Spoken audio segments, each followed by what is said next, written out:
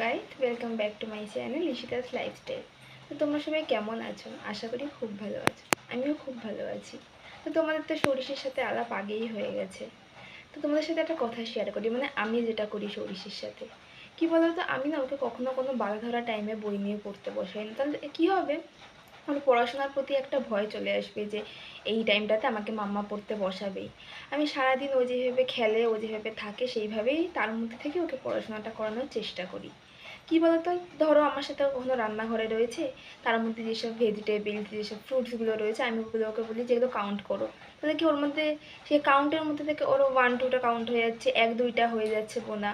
তারপরে ওকে সব যে ফ্রুটসগুলো থাকে সেগুলোকে কাউন্ট বলি, নাম, যে এই ফ্রুটসটার নাম কি, ওই ফ্রুটসের নাম কি। তারপরে ভেজিটেবলসগুলো যে থাকে তাকে জিজ্ঞেস করি এই ভেজিটেবলসটার নাম কি, ওই ভেজিটেবলসটার নাম কি। তাতে কি এই সব কিছুর মধ্যে থেকে ওর পড়াশোনাটা টুকটাক করে হয়ে যায়।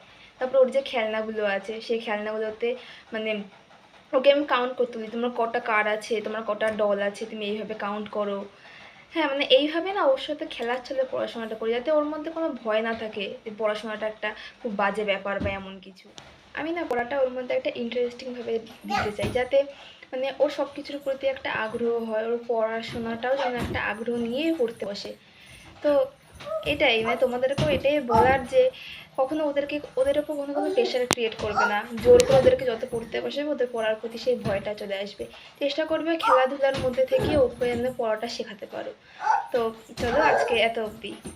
এটাই, তোমাদের যদি আমার ভিডিও ভালো লেগে থাকে তো অবশ্যই লাইক, শেয়ার অ্যান্ড সাবস্ক্রাইব করে দিও।